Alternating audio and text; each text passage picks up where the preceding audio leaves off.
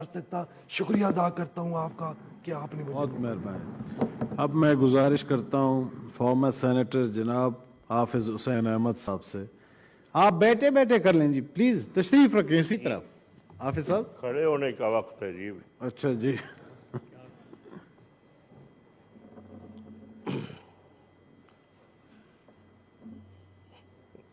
الحمدللہ نحمدہ ونصلی علی رسولہ الکریم، اما بعد.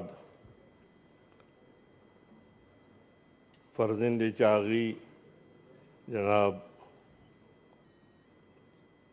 چیئرمین سینٹ، موجودہ اور سابقہ سینیٹر حضرات، اللہ کا کرم ہے کہ آج ہم پاکستان کے ایوان بالا کی 50ویں سالگرہ منا رہے ہیں. سن 47 میں پاکستان بننے کے بعد، اور وہ پاکستان جو جمہوریت کے حوالے سے دنیا کے نقشے پہ مارد وجود میں آیا، اس پاکستان میں جمہوریت کو پہلے ہم نے شیر مادر اور ایسی سرپرستی سے محروم رکھا. بانی پاکستان دنیا میں نہیں رہے، لیاقت علی خان نہیں رہے. اس بچے کو، جمہوری بچے کو، ہم نے اس دور میں جس انداز میں پروان چڑھانے کی کوشش کی. سکندر مرزا کے بعد اسے بی ڈی سسٹم کا دودھ پلایا گیا.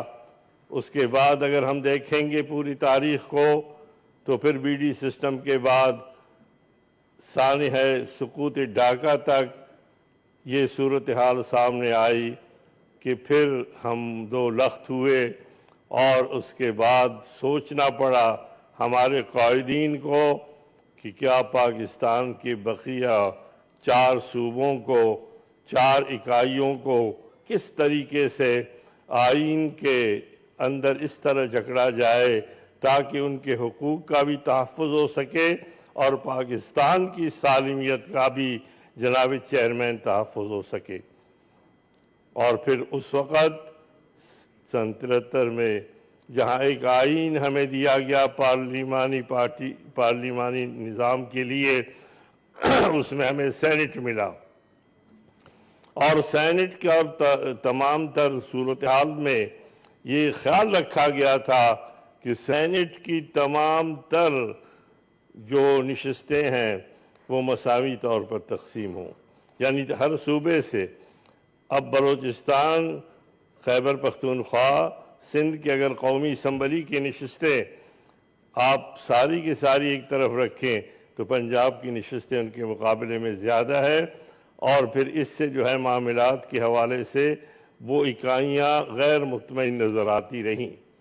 جناب چیئرمین، میں مختصراً عرض کروں گا، لیکن میں انتہائی ضروری سمجھتا ہوں کہ اس میں بھی تھوڑی سی ڈنڈی ماری گئی، اور اسلام آباد کی 3 نشستیں رکھی گئی، بلوچستان کی 4 نشستیں رکھی گئی، اور اسی طریقے سے فاٹا جو اس وقت الگ خیبر پختونخوا کا حصہ بن چکا ہے، اس کی بھی نشستیں رکھی گئی. یعنی اس کو بھی ڈسٹرب کرنے کی کسی نے کوشش کی. لیکن اصل جو بنیادی مسئلہ ہے وہ یہ ہے کہ جتنی بھی پارٹیاں ہیں، خصوصاً میری پارٹی جمعیت علماء اسلام پاکستان اور حضرت مفتی محمود نے جو دستور ہمیں دی ہے، اس میں واضح طور پر یہ لکھا گیا ہے کہ یہاں پر متناسب نمائندگی کی بنیاد پر انتخابات ہونے چاہیے تاکہ ملک کے کسی کونے میں بھی کوئی ورکر کسی جماعت کو کوئی پاکستانی ووٹ دے، وہ کاؤنٹ ہو سکے، شمار ہو سکے اور کسی کام میں آ سکے. لیکن یہ خوش بستی ہے کہ سینٹ متناسب نمائندگی کی بنیاد پہ منتخب ہوتی ہے اور قومی اسمبلی مناسب نمائندگی کی بنیاد پر. اب تک تو ہم جتنے الیکشن ہو چکے ہیں، کیونکہ 2 دفعہ میں سینٹ میں کا ممبر رہا اور 2 دفعہ قومی اسمبلی کا میں ممبر رہا. لیکن میں گزارش کروں گا کہ کیا آج 50 سال کے بعد ہمارے چاروں صوبے مطمئن ہیں؟ کیا ہم ان اہداف کو پا چکے ہیں؟ کیا ہم نے سقوط ڈھاکہ کے بعد جو صورتحال تھی اس کے لیے ہم نے حفاظتی اقدامات مکمل کیے ہیں؟ کیا سازشی عناصر کے سامنے ہم نے بند باندھ دیے ہیں؟ نہیں. جناب چیئرمین، یہاں پر میں سینٹ کا ممبر رہا 2 بار، آپ بھی رہے. جو صورتحال ہے ہم نے یہاں بات کی، جھگڑا ہمارا ہوتا رہا مشرقی پاکستان کے لوگوں کے ساتھ مسائل پہ اور فنڈز پہ، پیسے پہ، اختیارات پہ. اور اس کے بعد جب ہم نے سینٹ کے اندر یہ بات کی تو الحمدللہ کچھ ساتھی تھے ہمارے یہاں پر، عبداللہ شاہ صاحب تھے، مراد علی شاہ صاحب کے والد صاحب تھے، قاضی حسین احمد صاحب تھے، مولانا سمیع الحق صاحب تھے، پیر برکات صاحب تھے، نیازی صاحب تھے، یہ سب تھے. اس کے بعد آپ کو یاد ہوگا اور ساتھیوں کو کہ یہاں پر پاکستان کے اندر پہلی بار سینٹ کو بجٹ کے حوالے سے بحث کا موقع مل سکا. لیکن بحث کا موقع تو کیا، میں سمجھتا ہوں کہ جس ایوان کو جو سامنے ہے ہمارے، اور ایوان بالا کو جو حق ملا تھا، اس کے باوجود بھی جو بجٹ ہے وہ اس انداز میں ہم صوبوں کو مطمئن نہیں کر سکے.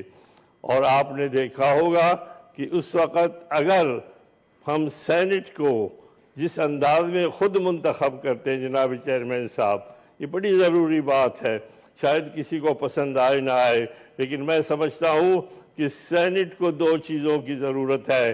50 سال کے سینٹ کے اس سالگرہ پہ ایک تحفہ دیجئے سینٹ کو، اور سینٹ کو جو ہے براہ راست انتخاب کے ذریعے منتخب کرنے کا فیصلہ آپ کا دونوں ایوان کر لیں.